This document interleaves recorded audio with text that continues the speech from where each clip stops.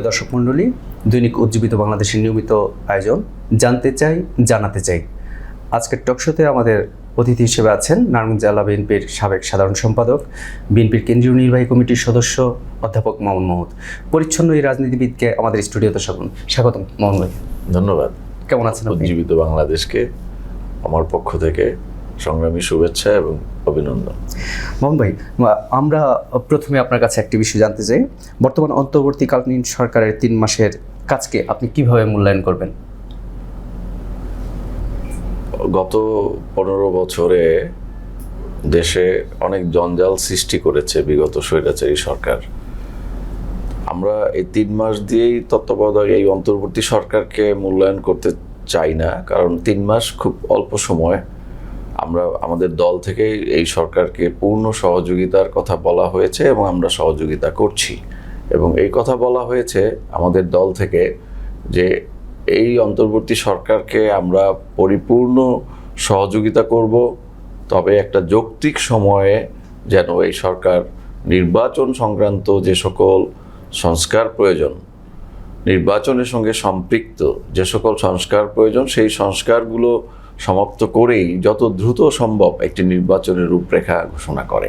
তো এই সরকারের কাছে আমাদের প্রত্যাশা অনেক। বিশেষ করে গত 15 বছর জনগণ বঞ্চিত হয়েছে, একটি অবাধ এবং সুষ্ঠু নির্বাচন থেকে জনগণ বঞ্চিত হয়েছে, তাদের ভোটের অধিকার থেকে বঞ্চিত হয়েছে। এখন জনগণ চাচ্ছে তারা তাদের ভোটের অধিকার যেন ফিরে পায়, এবং সেই জন্য যে সংস্কার প্রয়োজন, জনগণের অধিকার জনগণকে ফিরিয়ে দেওয়ার জন্য যে সংস্কার প্রয়োজন, সেটুকু এই সরকার দ্রুতই করবে এবং একটি যৌক্তিক সময়ের মধ্যে নির্বাচনের রূপরেখা ঘোষণা করবে। এটাই এই সরকারের কাছে আমাদের প্রত্যাশা। মামুন ভাই, স্বৈরাচার শেখ হাসিনা সরকারের পতনের পর বিভিন্ন স্থানে লুটপাট, হামলা খবর পাওয়া গিয়েছে। এসব অপরাধের সাথে বিএনপির অনেক নেতাকর্মীর নাম এসেছে নারায়ণগঞ্জ জেলাতে। এই বিষয়ে আপনার বক্তব্যটা কি আসলে? এই বিষয়ে আপনারা জানেন যে বাংলাদেশ জাতীয়তাবাদী দলের ভারপ্রাপ্ত চেয়ারম্যান জনাব তারেক রহমান সাহেব কঠিন এবং কঠোর বার্তা দিয়েছেন। যেখানেই এই ধরনের কোনো ঘটনা ঘটেছে, বিএনপির উপরে ভর করে কোনো স্বার্থান্বেষী যদি এরকম কোনো অপকর্মের সঙ্গে যুক্ত থাকে, তাদেরকে বহিষ্কার সহ অন্যান্য শাস্তিমূলক ব্যবস্থা নেওয়া হয়েছে। এবং এই কারণে সারা দেশে প্রায় 1000-এর মতো নেতাকর্মী যারা বিএনপির নাম ভাঙিয়ে বিএনপির প্ল্যাটফর্মকে ব্যবহার করে যারা এই নিজের ব্যক্তির দায় দলের উপর চাপানোর চেষ্টা করেছে, তাদের ব্যাপারে দল কঠিন এবং কঠোর ব্যবস্থা গ্রহণ করেছে।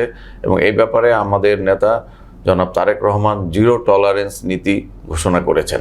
কাজেই কেউ যদি এরকম করে থাকে, সে দায় আমরা দল হিসেবে গ্রহণ করি নাই, দল সেটাকে আমরা ভালোভাবে নেয় নাই, এবং দল থেকে তাদের বিরুদ্ধে শাস্তিমূলক ব্যবস্থা নেওয়া হচ্ছে। কাজেই এই দায়টা আমি দলকে দিতে চাই না, এই দায়টা অবশ্যই ব্যক্তির। কোথাও যদি এরকম ঘটনা ঘটে থাকে, সেটি ব্যক্তি সে দায় বহন করবে। আপনি দীর্ঘদিন নারায়ণগঞ্জ জেলা বিএনপির দায়িত্বে ছিলেন, টানা 3 বার সাধারণ সম্পাদক পদে ছিলেন। 2 বছর আগে নারায়ণগঞ্জ 4 আসনের সাবেক সাংসদ গিয়াসউদ্দিন, বীর মুক্তিযোদ্ধা মোহাম্মদ গিয়াসউদ্দিন এবং গোলাম ফারুক খোকনের কাঁধে তুলে দেওয়া হয় জেলা বিএনপির কমিটি। এই 2 বছরে তাদের কাজকে আপনি কীভাবে মূল্যায়ন করবেন? এই 2 বছর খুবই আমাদের জন্য একটি টেস্ট ছিল, যেহেতু রাজনীতিতে এই 2 বছর ছিল একটা অন্ধকার সময়। এই সময়ে অত্যন্ত গুরুত্বপূর্ণ ভূমিকা আমাদের প্রত্যেকের যার যার জায়গা থেকে পালন করার কথা ছিল। তো সেই হিসাবে আমি মনে করি যে নারায়ণগঞ্জ জেলা বিএনপির দায়িত্বে যারা ছিল বা এখনও আছে, তারা তাদের জায়গা থেকে যতটুকু পেরেছে কাজ করেছে। এই বিষয়টা দলের নেতাকর্মীরা মূল্যায়ন করবে, এবং দলের যারা নীতি নির্ধারক রয়েছে তারা বিষয়টি মূল্যায়ন করছে। যে আন্দোলন সংগ্রামে আমরা দেখছি যে দেশের বিভিন্ন জেলাতে কমিটি নতুন করে হচ্ছে, ভেঙে দেওয়া হচ্ছে। তো সেটা স্বাভাবিক রিফরমেশনও হতে পারে, অথবা বিগত আন্দোলন সংগ্রামে ভূমিকা না থাকার কারণেও অনেক ক্ষেত্রে আমরা দেখতে পাচ্ছি যে কমিটির বিরুদ্ধে ব্যবস্থা গ্রহণ করা হয়েছে। কাজেই আমাদের নারায়ণগঞ্জের ক্ষেত্রেও নেতাকর্মীদের একটা প্রত্যাশা রয়েছে যে যারা আন্দোলন সংগ্রামে কাজ করেছে তাদের নিয়ে যেন একটা কমিটি গঠন করা হয় অতি সত্বর। এই বিষয়ে নেতাকর্মীদের অনেক প্রত্যাশা এবং আমাদের সর্বোচ্চ জায়গায় এই বিষয়ে নেতাকর্মীরা যার যার জায়গা থেকে মেসেজ দিচ্ছে এবং তারা দাবি জানাচ্ছে যাতে দ্রুততম সময়ে নারায়ণগঞ্জে যারা আন্দোলন সংগ্রামে ভূমিকা ছিল, যাদের গুরুত্বপূর্ণ ভূমিকা ছিল, তাদের নিয়ে যেন এই দলটি পুনর্গঠন করা হয়। তাহলে কি আমরা অচিরেই নতুন কমিটি দেখতে পাবো এরকম কিছু? এটি একটি নীতি নির্ধারণী সিদ্ধান্তের ব্যাপার। আমাদের দলের গঠনতন্ত্র অনুযায়ী বিষয়টি সর্বোচ্চ নীতি নির্ধারণী জায়গা, যেমন আমাদের দলের ভারপ্রাপ্ত চেয়ারম্যান সাহেব বিষয়টি বিবেচনা করে থাকেন। তো আশা করি যে তার নলেজে সব কিছুই রয়েছে, বিগত আন্দোলন সংগ্রামে কার কী ভূমিকা ছিল সেগুলো তিনি পর্যালোচনা করছেন, বিশ্লেষণ করছেন এবং তারই আলোকে নারায়ণগঞ্জ একটি গুরুত্বপূর্ণ জায়গা, বিশেষ করে রাজধানী ঢাকার পরেই খুবই সন্নিকটে নারায়ণগঞ্জ, এবং নারায়ণগঞ্জ একটি রাজনৈতিক শ্রুতিকাগার। এখান থেকে দেশের রাজনীতি নিয়ন্ত্রিত হয় আমি মনে করি নারায়ণগঞ্জ থেকে। সেই হিসেবে নারায়ণগঞ্জের কমিটি করার ক্ষেত্রে এবং বিগত দিনের যার যার কর্মফল সেটি মূল্যায়ন করেই আগামী দিনে নারায়ণগঞ্জের কমিটি গঠন করা হবে, এটা আমার বিশ্বাস। ধন্যবাদ। জেলা বিএনপিতে এখন চলছে বহিষ্কারের রাজনীতি। গত 5 তারিখের পরে আমরা দেখেছি বিভিন্ন কমিটি ভেঙে দিতে কিংবা বহিষ্কার করতে। শুরুটা হয়েছিল ফতুল্লা থানা বিএনপির সাংগঠনিক সম্পাদক রিয়াদ মোহাম্মদ চৌধুরী বহিষ্কারের মাধ্যমে, যদিও সেই বহিষ্কার নিয়ে অনেক সমালোচনা আছে, আলোচনা আছে যে অবৈধ হয়েছে ওই বহিষ্কারের সিদ্ধান্তটি। এরপরে বক্তব্য নিয়ে ইউনিয়ন কমিটি বিলুপ্ত করা হলো। সর্বশেষ সিদ্ধিরগঞ্জ 6 নং ওয়ার্ড এবং 8 নং ওয়ার্ড বিএনপির 2 প্রবীণ সদস্য অভিজ্ঞ রাজনীতিবিদ ওকিল উদ্দিন ভূঁইয়া এবং দেলোয়ার হোসেনকে বহিষ্কার করা হয়েছে। এসব বহিষ্কারের বিষয়ে আসলে দলীয় গঠনতন্ত্র কি বলে?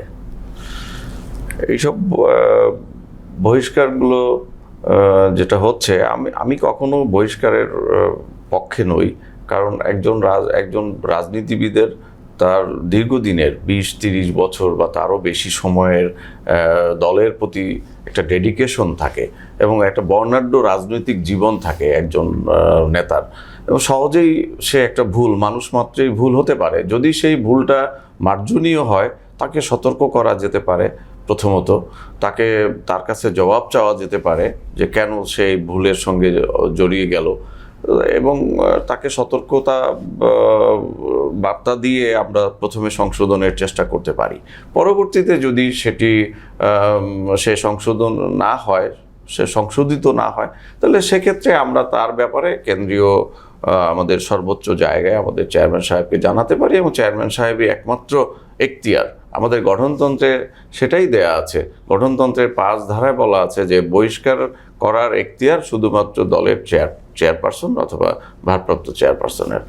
তো সেই হিসেবে আমি মনে করি যে বহিষ্কারগুলো হয়েছে, ফতুল্লাতে যে বহিষ্কার হয়েছে, রিয়াদ মোহাম্মদ চৌধুরীকে বহিষ্কার করেছে দেখলাম। ফতুল্লা থানা বিএনপির সভাপতি বহাল থাকার পরেও একজনকে ভারপ্রাপ্ত সভাপতি বানিয়ে রিয়াদ মোহাম্মদ চৌধুরীকে বহিষ্কার করা হয়েছে। সেটা ওই থানার সভাপতি জানে না।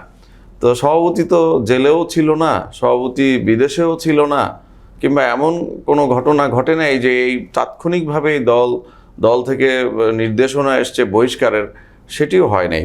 এর পরবর্তীতে আমরা দেখলাম যে আমার থানায় সিদ্ধিরগঞ্জে ওকিল উদ্দিন ভূঁইয়া এবং আমাদের সিদ্ধিরগঞ্জ থানা ছাত্র দলের সাবেক সভাপতি দেলোয়ার হোসেন খোকন, যাদের আন্দোলন সংগ্রামে গুরুত্বপূর্ণ ভূমিকা ছিল, যারা বছরের পর বছর বাড়ি ছাড়া থেকেছে এই স্বৈরাচারী খুনি হাসিনার নিপীড়ন নির্যাতনের সময়, তাদেরকে কোনো কারণ দর্শানো ছাড়াই বা কোনো কারণ তারা জানতে পারে নাই, তাদেরকে কেন বহিষ্কার করা হলো সেটিও তারা জানতে পারে নাই।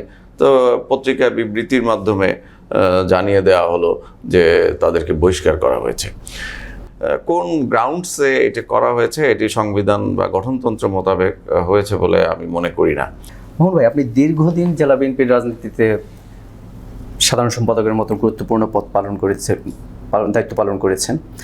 সেই সময় জেলা বিএনপির একটি অংশ বারবার আপনার সাথে নারায়ণগঞ্জ 4 আসনের আওয়ামী লীগের সাবেক সাংসদ একেএম শাহীন ওসমানের সাথে সখ্যতার বিষয়টি তুলে ধরেছে। সম্প্রতি দেখলাম আমরা একটা পোস্টারে ছেয়ে গেছে তার সাথে একটি ছবি, আপনার দাঁড়ানো ছবি। এটা আসলে কি আওয়ামী লীগের ওই নেতার সাথে আপনার কোনো সম্পর্ক ছিল কিংবা আতাত ছিল? আমি যদি আমার ব্যক্তিগত কৈফিয়ত দেই, তাহলে সেক্ষেত্রে আত্মপক্ষ সমর্থনেরও আমার সুযোগ রয়েছে।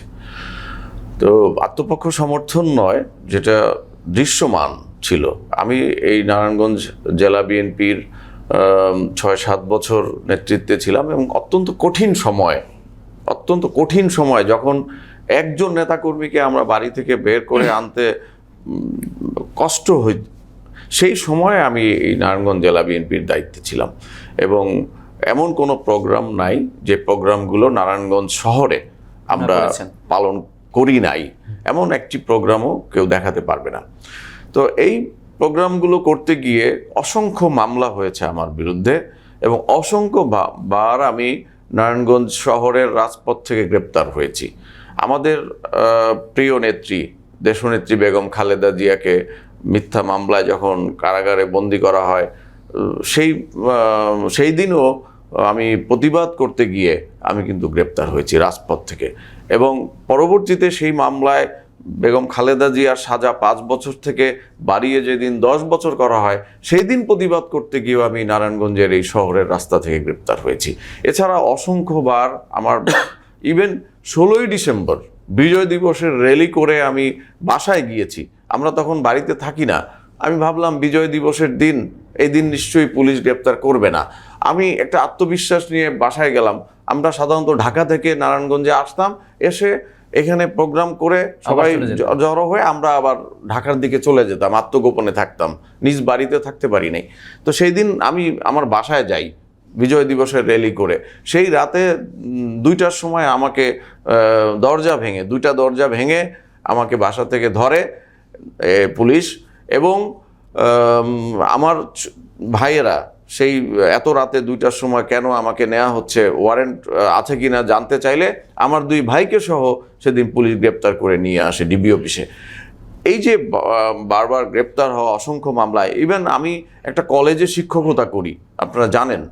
সেই কলেজে আমি একদিন গিয়েছি, আমি আমার চাকরিরত অবস্থায় কলেজ থেকে আমাকে ধরে আনা হয়েছে, কলেজের ভিতর থেকে, ক্লাসরুম থেকে আমাকে ধরে আনা হয়েছে, ছাত্রছাত্রীদের সামনে থেকে আমাকে ধরে আনা হয়েছে।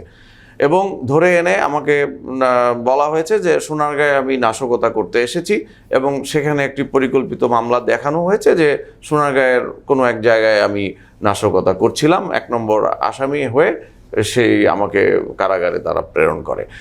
এবং আরও একটি কথা আমাদেরকে বলতে চাই যে আমি অসংখ্যবার শুধু গ্রেপ্তার হই নাই, নারায়ণগঞ্জ কারাগারে দিনের পর দিন, মাসের পর মাস আমি কারাবরণ করেছি। এবং দেখা গেল যে নারায়ণগঞ্জের প্রতিটা থানা থেকে আমার বিরুদ্ধে মামলা নিয়ে আসা হতো এবং প্রতিটা থানা থেকে রিমান্ড চাওয়া হতো, এবং নারায়ণগঞ্জের প্রত্যেকটা থানায় আমাকে দিনের পর দিন রিমান্ডে নেওয়া হতো। এই থানা থেকে, 2500 থানা থেকে রিমান্ডে আসলে পরের দিনই বা সেই দিনই আমাকে ফতুল্লায় রিমান্ডে আনা হতো। আবার ফতুল্লা থানা থেকে রিমান্ডে আসলে সদর থানায় রিমান্ডে নেওয়া হতো। এইভাবে আমাকে হয়রানি করা হয়েছে, এটা আপনারা জানেন। এখানে লুকানোর বা বাড়িয়ে বলার কোনো সুযোগ নাই। তারপরেও আরেকটি বিষয় আপনাদের হয়তো খেয়াল আছে কিনা জানি না, আমি 4টা-5টা মামলায় জামিন নিয়ে কারাগার থেকে বের হওয়ার প্রাক্কালেও আমাকে জেল গেটে 3 থেকে 4 বার আমাকে শুধু জেল গেটেই গ্রেপ্তার করা হয়েছে। নতুন করে আবার জামিন করে আমি যখন বের হই, জেল গেটে আবার পুলিশের ভ্যান দাঁড়িয়ে থাকে এবং কোনো একটা থানায় আমাকে আবার নিয়ে যায়, আবার সেই থানা থেকে 1-2টা মামলা দিয়ে আমাকে কোর্টে প্রেরণ করে বা কারাগারে প্রেরণ করে। এই যে হয়রানি নারায়ণগঞ্জের, তখন আমি যেহেতু জেলা বিএনপির আমি সাধারণ সম্পাদক ছিলাম কিংবা মেম্বার সেক্রেটারি ছিলাম, সেই সময়ে আমি মনে করি যে শীর্ষ নেতৃত্বের থেকেও আমার মতো এত বেশি কারা নির্যাতিত বা এত বেশি দিন গ্রেপ্তার হওয়া এবং বারবার গ্রেপ্তার হওয়া, আবার জেলগেটে গ্রেপ্তার হওয়া, এটা কেউ করে নাই, কারো হয় নাই। সিনিয়র নেতাদের মধ্যে এত বেশি গ্রেপ্তার কেউ হয় নাই। কাজেই আতাতের তো প্রশ্নই ওঠে না। এইভাবে আমাকে আর্থিকভাবে, মানসিকভাবে, শারীরিকভাবে প্রত্যেকটা থানায় থানায় আমাকে রিমান্ডে নেওয়া হয়েছে এবং শারীরিকভাবে, মানসিকভাবে এবং ডিবি অফিসে আমি 2-3 রাত কাটিয়েছি। এভাবে শারীরিক, মানসিক এবং সব আর্থিক সব রকম হয়রানির শিকার হওয়ার পরেও কেউ কি আতাত করে চলে এই কথা বিশ্বাস করাতে পারবে কোনো নেতাকর্মীকে? আজকে আমি কোনো নারায়ণগঞ্জ জেলার বিএনপির কোনো দায়িত্বে না থেকেও আমি এখনও ডাক দিলে হাজার হাজার মানুষ নিয়ে আমি যে কোনো প্রোগ্রাম করতে পারি। এটা আমার যে ইমেজ, দীর্ঘদিন এই 40-42 বছর রাজনীতিতে দলের প্রতি আমার যে ডেডিকেশন এবং নেতাকর্মীদের পাশে থেকে সবাই জানে যে আমি কর্মী বান্ধব রাজনীতি করি। আমি ঢাকায় গিয়ে বসে থেকে কোনো রাজনীতি করি না। আমি আমার নিজের এলাকায় বসে থেকে আমার নেতাকর্মীদের সুখ দুঃখ শুনে তাদের পাশে থেকে আমি রাজনীতি করি। কাজেই আমার ডাকে তারা এই কারণেই সাড়া দেয় এবং তারাই আমার মূল্যায়ন করবে যে কার সঙ্গে কার আতাত ছিল, কে কার নির্বাচন করেছে, কে কোন নির্বাচনে কার পক্ষে কাজ করেছে, সেগুলো এই নারায়ণগঞ্জের সব নেতাকর্মীরাই জানে। কিন্তু আমি একমাত্র বলতে পারি যে প্রত্যেকটা নির্বাচনে, ইভেন আমাদের মেয়র নির্বাচনে যে আমাদের সাখাওয়াত হোসেন খান দলের প্রার্থী ছিল, সেই নির্বাচনেও এই নারায়ণগঞ্জের যে সিটি কর্পোরেশনের 27টা ওয়ার্ড রয়েছে, 26টা ওয়ার্ডে আমাদের প্রার্থী পরাজিত হয়েছে। কিন্তু শুধুমাত্র আমার একটা ওয়ার্ড, 3 নম্বর ওয়ার্ড সিটি কর্পোরেশনের, সেই ওয়ার্ডের 60টি কেন্দ্রে আমি পাশ করিয়েছি। কাজেই আমাকে কোনোভাবে যারা রাজনৈতিকভাবে মোকাবেলা করতে পারে না, তারাই এই সমস্ত প্রপাগান্ডা ছড়িয়ে তারা আমাকে ছোট করার চেষ্টা করে। এই যে আমার সঙ্গে ছবি দিয়ে, এটা একটা টক শোতে আমরা বসেছিলাম, নির্বাচনী ভাবনা, সময় টেলিভিশনে। সেই সময় টেলিভিশনের সেই টক শোটা এখনো ইউটিউবে পাওয়া যায় এবং সেই টক শো শেষে তখনকার সময় টেলিভিশনের যিনি সংবাদকর্মী ছিলেন, যিনি মডারেটর ছিলেন, তিনি অনুরোধ করলেন যে আমরা যারা আছি সবাই মিলে আমরা একটা গ্রুপ ছবি তুলি। কিন্তু দেখা যায় যে শুধু ওই শামীম ওসমানের এবং আমার ছবিটাকে এডিট করে এই ছবিটা দিয়ে যারা কেউ পোস্টার বানিয়ে লাগিয়ে দিচ্ছে ওয়ালে ওয়ালে। তা আমার কথা হইলো যে স্বৈরাচারের ওই সময়ের লোকজনের ছবি কেন ওয়ালে টাঙানো হবে? শামীম ওসমানের মতো লোকের ছবি কেন ওয়ালে টাঙানো হবে? এটা তো শামীম ওসমানের পক্ষে তারা কাজ করছে। জেলা বিএনপির সভাপতি বীর মুক্তিযোদ্ধা মোহাম্মদ গিয়াসউদ্দিন, আমরা তাকে অভিজ্ঞ রাজনীতিবিদ হিসেবে জানি। তিনি সাবেক সংসদ সদস্য ছিলেন। একজন আইন প্রণেতা হিসেবে জেলা বিএনপির সভাপতির পদের মতো গুরুত্বপূর্ণ একটি পদে থেকে তিনি বেশ কয়েকটি সভামঞ্চে সাংবাদিকদের প্রত্যক্ষ এবং পরোক্ষভাবে হুমকি দিয়েছেন। হলুদ সাংবাদিকতা নিয়ে কথা বলতে গিয়ে তিনি ঢালাওভাবে ফতুল্লা প্রেস ক্লাবকে দেখে নেওয়ার হুমকি দিয়েছেন। বিষয়টা আসলে কিভাবে দেখছেন আপনি? গত 15 বছরে আমি তো আগের প্রশ্নেই বলেছি যে অনেকে ভয়ে, অনেকে স্বার্থের জন্য, নিজের স্বার্থের জন্য স্বৈরাচারের সঙ্গে কাজ করেছে, অনেকে ভয়ে কাজ করে নাই, লুকিয়েছিল। তো আমরা এটাকে বিভিন্ন পারসেপশনে আমরা মূল্যায়ন করতে চাই। যারা ওই সরকারের দোসর হিসেবে কাজ করেছে এবং বিএনপিকে নিঃশেষ করার জন্য যারা চেষ্টা করেছে, সেখানে সাংবাদিকরাও যদি এরকম কোনো অপরাধের সঙ্গে যুক্ত থাকে, দুর্নীতি, লুটপাট কিংবা অস্ত্রবাজদের পক্ষে যদি তারা কাজ করে থাকে, তাদেরকে আমরা আলাদা বাছাই করে বলতে পারি যে এরা স্বৈরাচারের দোসর। কিন্তু একটা সম্প্রদায়কে, ব্যক্তির দায় একটা সম্প্রদায়কে আমরা দিতে পারি না। এটা গণমাধ্যমের সঙ্গে আমাদের রাজনৈতিক দল হিসেবে বাংলাদেশ জাতীয়তাবাদী দলকে মুখোমুখি করে দেওয়ার অবস্থা যেন আমরা না করি, সেদিকে আমি সবার দৃষ্টি আকর্ষণ করব। কারণ গণমাধ্যম এবং রাজনৈতিক দল, গণমাধ্যম এবং রাজনৈতিক নেতা একে অপরের পরিপূরক। আমরা যে কর্মসূচি করছি, সেই কর্মসূচি যদি গণমাধ্যমে প্রচারিত না হয়, প্রকাশিত না হয়, তাহলে আমাদের এই দলের কর্মকাণ্ড সম্পর্কে জনগণ জানতে পারবে না। তাহলে জনগণ ভালো মন্দ জানতে না পারলে আমাদেরকে কিভাবে মূল্যায়ন করবে? তো সেই ক্ষেত্রে আমি বলবো যে ঢালাওভাবে কোনো সাংবাদিক বা সম্প্রদায়কে দায়ী না করে যারা অপরাধী তাদেরকে আমরা বলতে পারি। কাজেই আমি ব্যক্তির দায় কোনো সম্প্রদায়কে বা একটা সমাজকে দিতে আমি চাই না। এক্ষেত্রে আমাদের বক্তব্য বিবৃতিতে আরও সতর্ক থাকতে হবে। ধন্যবাদ সবাইকে। আজকের এই টক শো এখানেই শেষ করছি। দেখা হবে আগামী কোনো পর্বে। ধন্যবাদ। সে পর্যন্ত সবাই ভালো থাকুন। সালামু আলাইকুম। আপনাদেরকেও ধন্যবাদ।